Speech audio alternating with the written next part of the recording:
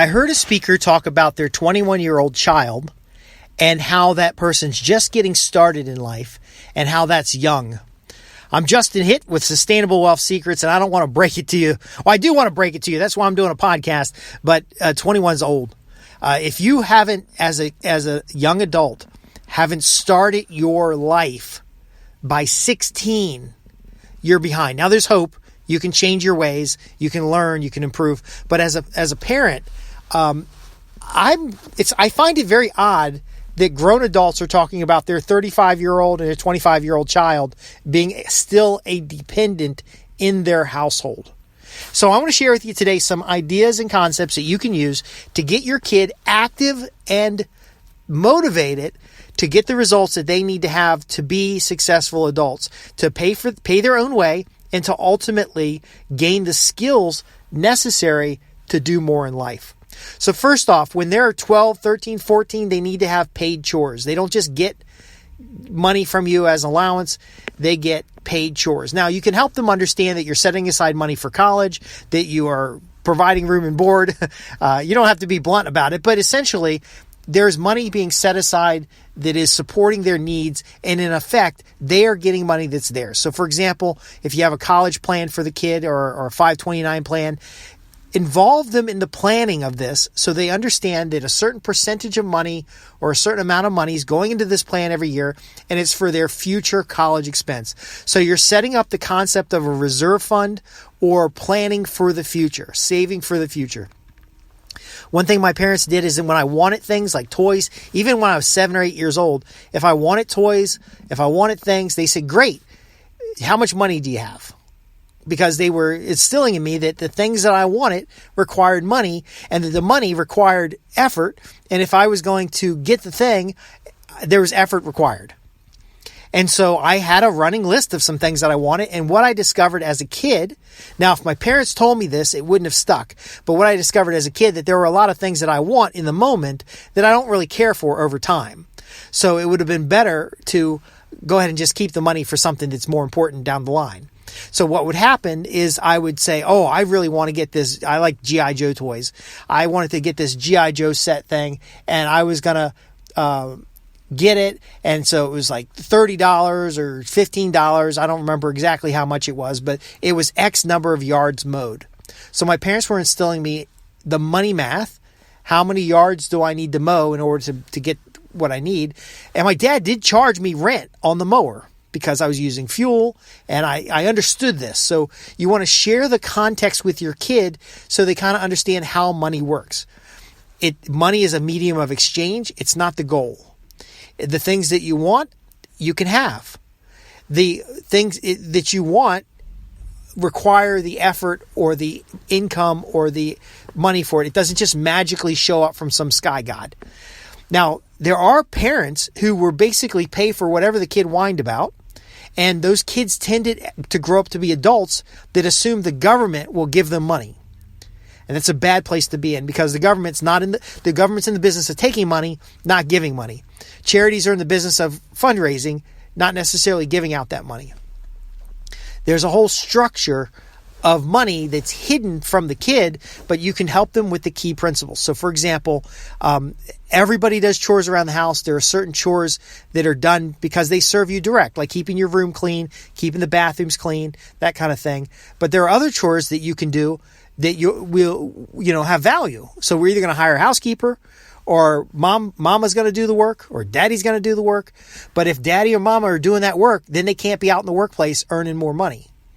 And then they're going to end up in the workplace earning more money and not spending time at home if they are consumed by these household activities. So which of these activities would you like to get started with? And so I vacuumed the house. I cut firewood. I did a lot of things that are kid-capable things. You don't want your kid to have to go out and bag groceries at 8 years old because the family needs money. But again, helping at the grocery store gets them ideas about ways they can earn, and then also understanding the money, how it works, gives them ideas on how to manage money. And then ultimately, this can give them a foundation before they even start having a formal experience or education. Now, as far as formal experience and education with managing money, start with the Boy Scouts, the Girl Scouts, start with a basic budget and go beyond counting change. But essentially, it's not bad to have your kid responsible for a few $100s a month. That's not money they get to touch, but it's money they get to manage. So my kid pays for his own scout trips and pays for a lot of activities and events. And I always make sure he handles the money before he passes it along. So he knows it was in his hands at one point and now it is in the other person's hands, but he's getting something in value in exchange. So if he's going to buy a toy, he's going to buy a tool, he's going to buy some camp gear. If it's shared items, then the family pays for it, or we split the cost on it. But ultimately he's involved in the decision. You need to involve your children in money decisions. Now, there are times you may need to sit down with your kids and share how the household finances are going. It will not hurt your child to help with bill payment, the filing, the preparation of taxes, and a lot of these other things. They are not distractions from their childhood. They are preparation for adulthood. Now, of course, you're not going to have your kid calculating your taxes and doing it unless the kid wants to. But ultimately, to prepare them for a professional career, to run a small business, or to even run a household, the earlier they get this experience, the better. But you're never going to give the kid money. In fact, my kid, I said, hey, look, I'll pay you to mow the grass. If I got to mow the grass, it costs me X number of dollars. If I have you mow the grass, I can pay you X number of dollars. Now, the X dollars that it cost me was more than the Y dollars it paid for him. And so he asked the question, how come you would pay me less than it costs you? I'm glad you asked, because when you can outsource work to somebody who can do just as good of a job, but you pay them less money, then you're able to do other things. Now, I can't sit inside and watch TV while the kid is mowing the grass. I have to be doing something productive to be a good adult example. But can you see what I'm talking about here? Have the conversation with the kid. It will take extra time on your part now, but it means the kid won't be living with you when they're 35 years old. Now, the premise of this newsletter is that I've interviewed wealthy families. I've done studies and research. I've seen practical examples in my own life. I have earned quite a bit of money over the years. When you sit down and treat your child, if you set up the expectation of responsibility and you treat your child like a young adult, especially when they're in their teens, it's not difficult to ask them to go out and get a job, or at least look for a job. And a good job, for example, is solid B+ in school, or even A's. A good job is scholarships. As soon as a kid is like 14 years old, you can start racking up those scholarships. So that is something that they sit down on a regularly scheduled time. They fill out the apps. They send the information out. They follow up on the apps. They got to do it on schedule. And then, of course, an actual part-time job. Now, if you run a business, they can work in your business. I remember when I was, I think, 6 or 7 years old, my neighbor had an architect company, and he paid me and his son to file papers. All we had to do is match the name on the paper with the folder that had the name. And we got like $1 a day or something like that. It was ridiculously cheap amount of money, but it was something of value. We didn't lose any playtime to spend 2 or 3 hours learning how an office ran and helping out his father. And then many times the kid came over my house and helped me with yard work and other things that I was getting paid for. And we had the concept that we do work and get paid. Now, later in life, there's residuals. So I had a good fortune of being in a small investment club as a kid. And so I learned about setting aside money and gaining passive income.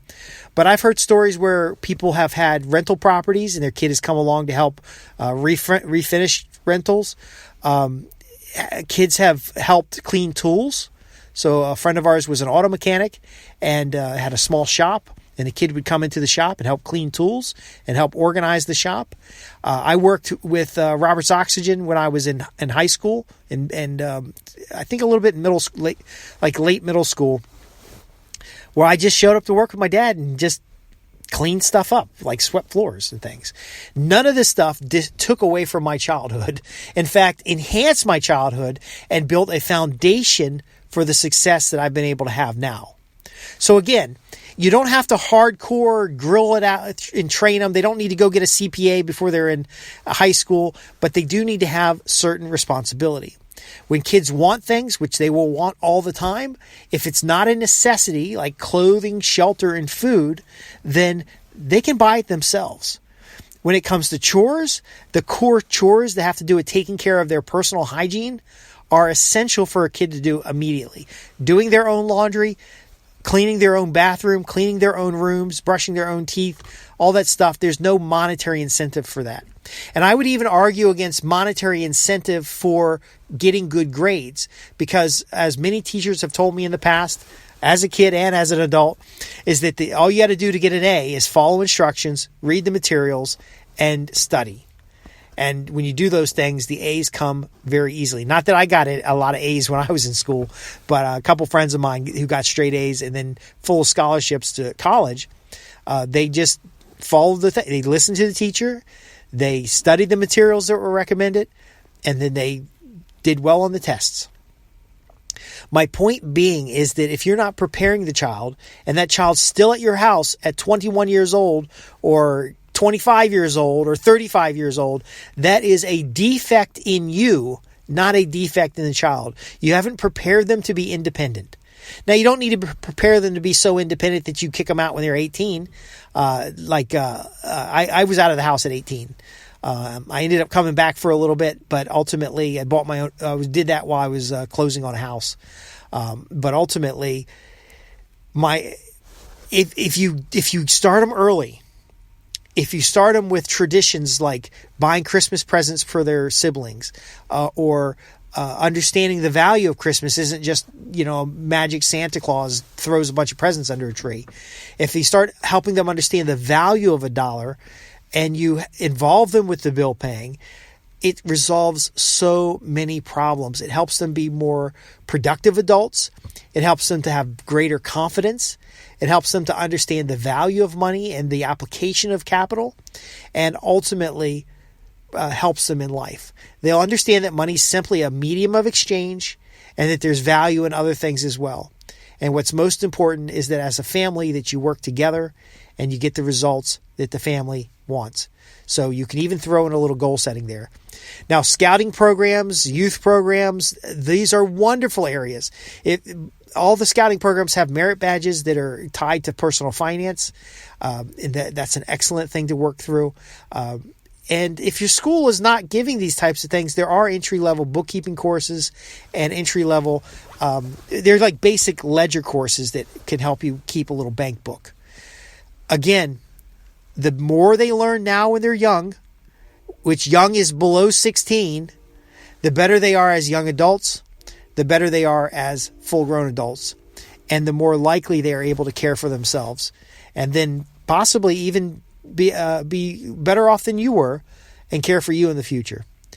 I'm Justin Hitt with Sustainable Wealth Secrets, and this has been about the education process of preparing your child to be a productive adult. And it doesn't start, you can start very early without a lot of the instruction and build up good habits and ultimately serve them and serve your family. I'll see you in the next podcast. If you have any questions about this or anything I've ever covered, visit us at www.sustainablewealthsecrets.com. Go to the contact page and ask your questions. I love to hear your questions. It helps focus the content of this program so that you get maximum results and ultimately transform your income into net worth and wealth.